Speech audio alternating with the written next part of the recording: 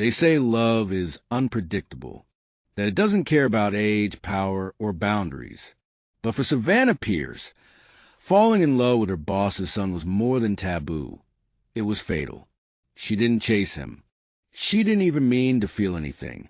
But what started as a harmless connection became a quiet fire neither of them could contain. And when the truth threatened to surface, a deadly trap was set in motion, one that ended with blood on the floor. And Savannah framed for the murder of the only man who ever truly saw her. And the worst part? Welcome to Family Crime Chronicles, your ultimate destination for chilling true crime stories. We uncover the darkest corners of real-life mysteries, twisted affairs. Please comment, and subscribe now for new episode of True Crime Stories. The woman behind it all was watching from the shadows, smiling. Savannah Pierce never asked for much out of life. At 41, she was a single mother with a quiet demeanor and a reputation in Oakridge for being reliable, grounded, and fiercely private. Her life was predictable, structured, safe. Her world revolved around her teenage daughter, Emma, and her job as the personal assistant to Carla Whitmore, the matriarch of Oakridge's most powerful family. Carla Whitmore wasn't just a businesswoman. She was a force. The kind of woman who made decisions that rippled through an entire town. From real estate to tech investments to charitable foundations, Carla had her hands in everything. She was elegant, intelligent, and ruthless. Working for her meant walking on glass barefoot, and Savannah had mastered it. Her loyalty never wavered. She didn't gossip, didn't pry, didn't question. She just did the work. But everything changed the day Carla's son, Eli Whitmore, walked back into town. Eli Whitmore was 22, a recent graduate in software engineering who had spent the last 2 years interning in Europe with some of the brightest minds in AI development. He was brilliant, articulate, and, despite his family name, completely unpretentious. Savannah was tasked with managing his reintegration into Whitmore Enterprises. On paper, it was a logistical assignment. Set up meetings, handle scheduling, onboard him into the family business. But beneath the surface, something shifted. Their conversations began with agendas, but always veered off track. Eli would linger in her office longer than necessary. He asked about her daughter, her interests, her dreams. And for Savannah, who had buried that part of herself for years, it was unsettling, stirring. She dismissed it at first. He was young, curious, just friendly. But one night, after a charity gala at the town's historic conservatory, he kissed her. No warning, no pretense. Just a moment under the moonlight in the parking lot. And everything changed. What followed was a secret, delicate affair. They met in quiet cafes, exchanged late-night texts, slipped away to her house under cover of darkness. It was reckless, impossible, and it felt like the only thing in her life that was hers.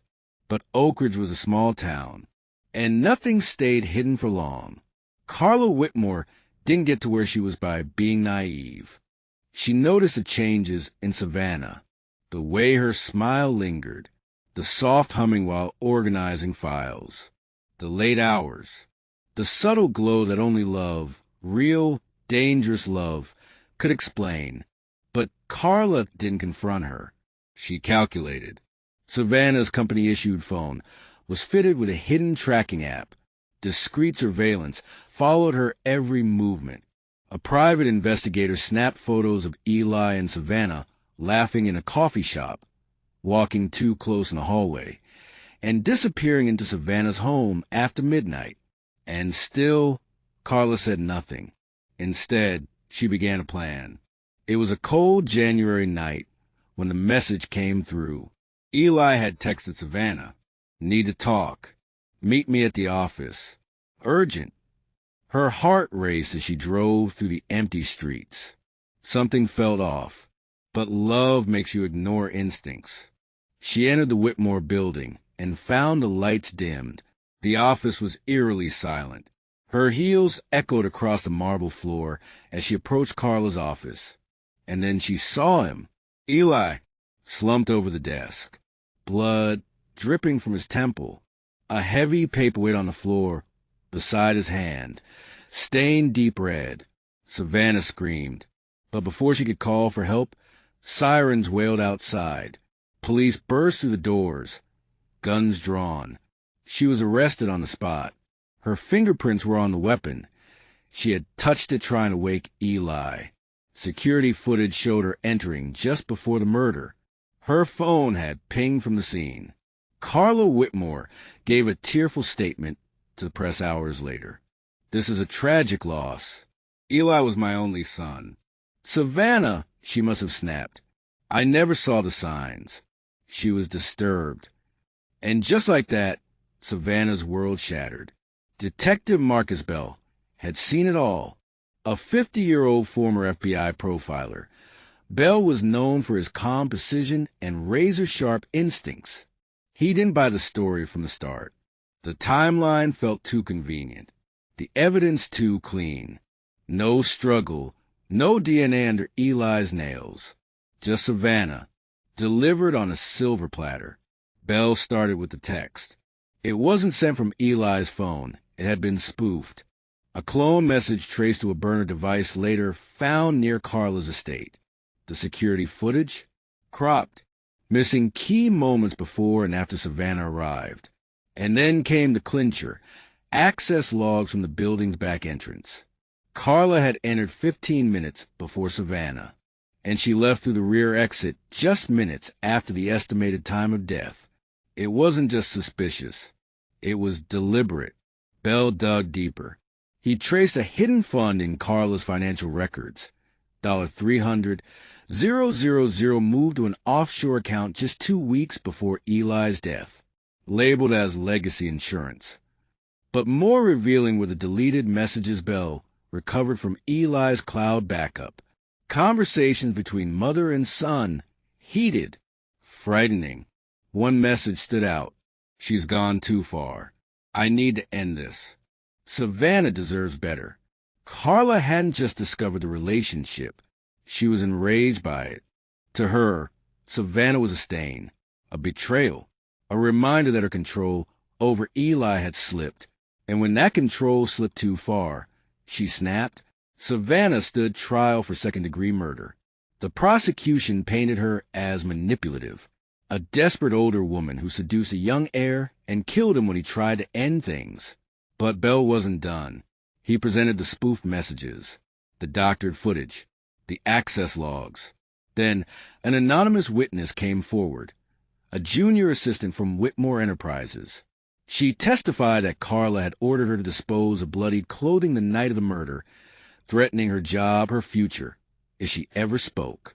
And finally, the nail in the coffin, a voicemail left on Eli's encrypted account, recorded the day before he died. "Mom, if you hurt her, I swear I'll go public. I don't care about the money or your name. I'll tell everyone." The courtroom fell silent. The jury left for deliberation. 3 hours later, they returned. Verdict: Carla Whitmore guilty. Motive: obsession.